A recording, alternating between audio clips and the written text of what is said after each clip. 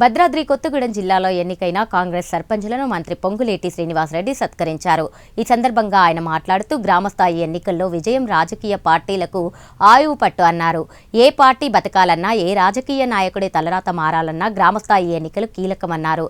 గత 2 ఏళ్లలో రేవంత్ రెడ్డి ఆధ్వర్యంలో ప్రభుత్వ సంక్షేమ పథకాలు అమలు ద్వారా 70% సర్పంచ్ స్థానాలు దక్కేందుకు దోహదపడ్డాయని మంత్రి పొంగులేటి తెలిపారు. తూమ్ చౌదరి గారు, ఆళ్ళ మురళి గారు అందరి కోసం అడిగేసేనో పేదల ఆత్మీయ బంధువై పేగు బంధమాయ నోసి నన్ను దండాలు పాపంగా ముందుకొచ్చి అనుకున్న అభివృద్ధి చూపిస్తాడు.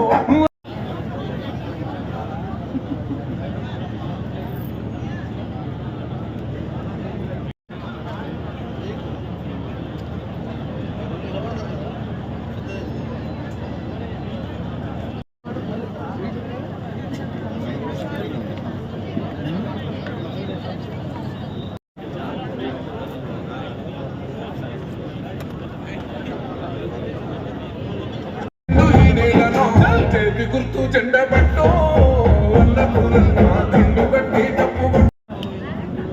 అటు వెనక ఖాళీ ఉంది చూడండి. ఇంకా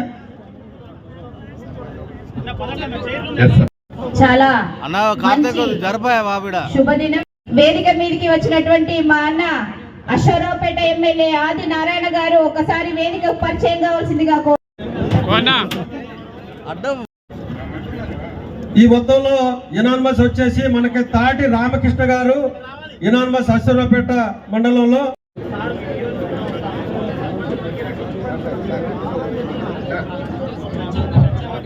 మీ గురించి రావడం రాశి కనకూడదుగా కార్యకర్తలు చేయిందన్నా వైస్ ప్రెసిడెంట్ వారు కూడా వేదికపైకి రావాలి. అలాగే అక్షతాపురం సర్వత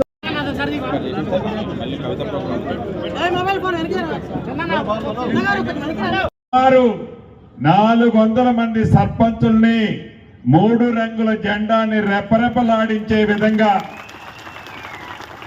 ప్రతి గ్రామంలోని కరుడు కట్టిన కాంగ్రెస్ పార్టీ నాయకుడు కానీ, కాంగ్రెస్ పార్టీ సానుభూతి పరుడు కానీ ఇది నా ఆస్తి అని 3 విడతల పోరాటం చేసి అద్భుతమైన ఫలితాలు తీసుకొచ్చిన ముఖ్య కార్యకర్తలకి, నాయకులకి, అభిమానులకి, గెలిచిన నా సర్పంచులకి, వైస్ సర్పంచులకి, వార్డు మెంబర్లకి ఈ కార్యక్రమంలో ఎమ్మెల్యే గారి, భద్రాచలం ఎమ్మెల్యే గారిని వేదిక మీదకి రావాల్సిందిగా కోరుతున్నాను.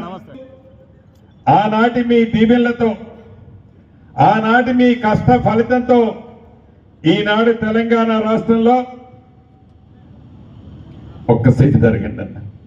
ఎన్నికలకు ముందు చెప్పిన ప్రతి హామీని పేదవాడికి అందించాలని తాపత్రయపడుతూ రాష్ట్ర ఆర్థిక పరిస్థితి సహకరించకపోయినా ఇచ్చిన ప్రతి మాటని కట్టుబడి పేదవాడికి అందించాలని, పేదవాడి భుజము తట్టి భరోసాని కల్పించే విధంగా ఈనాటి మన ప్రభుత్వం చేస్తున్న గడిచిన 2 సంవత్సరాల్లో చేసిన మంచి కార్యక్రమాలే రాష్ట్ర వ్యాప్తంగా, ముఖ్యంగా మన భద్రాద్రి కొత్తగూడెం జిల్లాలో కూడా ఎన్నికల జరిగిన వాటిలలో 70% పైగా 100 సర్పంచులకి పోటీ జరిగితే 70 సర్పంచులు కాంగ్రెస్ పార్టీ అభ్యర్థులని మంచి మెజార్టీతో గెలిచి మీరు ఇక్కడికి రావడం జరిగింది. నాకు తెలిసి ఈనాడు ఈ భద్రాద్రి కొత్తగూడెం జిల్లాలోని 5 నియోజకవర్గాల నుంచి సుమారు 400 మంది సర్పంచులు, 400 మంది వైస్ సర్పంచులు, సుమారుగా ఒక 2300, 2400 మంది వార్డు మెంబర్లు కూడా ఈనాడు మీరు ఇక్కడికి వచ్చారు. ఇదంతా మీ కష్టంతో మీరు ఏర్పరచుకున్న, ఇక్కడ కూర్చున్న శాసనసభ్యులు కానీ, ముఖ్య నాయకులు కానీ, మంత్రిగా నేనున్నాను అంటే కూడా దీని వెనక మీ అందరి కష్ట ఫలితం ఉంది. మీ కష్ట ఫలితంతోనే ఈనాడు ఈ వేదిక మీద మేము కూర్చోగలిగాం. మేము కూర్చున్న తర్వాత ఆనాడు జెండాని బుధానేసుకొని కర్ర చేతబట్టి 10 సంవత్సరాల రావణ కాస్తం లాంటి పరిపాలనని పారదోలే దాంట్లో మీ అందరి కష్ట ఫలితంతో తెచ్చుకున్న ఈ ప్రజా ప్రభుత్వంలో మళ్ళీ ఆనాడు కర్ర పెట్టిన ప్రతి కార్యకర్తకి గౌరవప్రదంగా ఈ ప్రభుత్వం చూడాలని, ఈ పార్టీ చూడాలని అటువంటి నాయకులందరికీ మొదటి విడత సర్పంచులుగా వివిధ హోదాల్లో వార్డు మెంబర్లుగా వైస్ సర్పంచులుగా ఏర్పాటు చేసుకోవడం జరిగింది. ప్రజాస్వామ్య బద్దంలో చేర్చాం.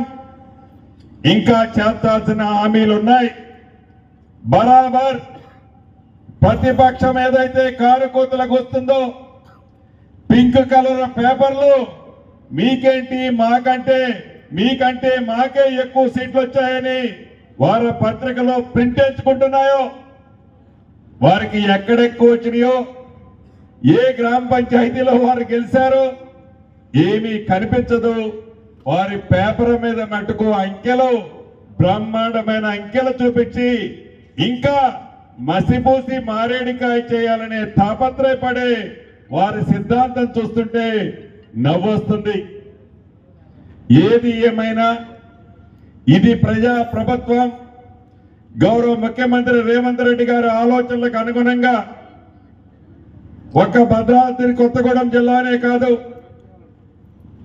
ఖమ్మం జిల్లానే కాదు, రాష్ట్రంలో ఏవైతే స్థానిక సంస్థ ఎన్నికల్లో అన్ని ప్రాంతాలలో తెలంగాణ ప్రజలు గ్రామీణ ప్రాంతంలో నివసించే కాంగ్రెస్ పార్టీని అభిమానించే నాయకులు అద్భుతమైన ఫలితాలు ఇచ్చారని చెప్పక తప్పదు.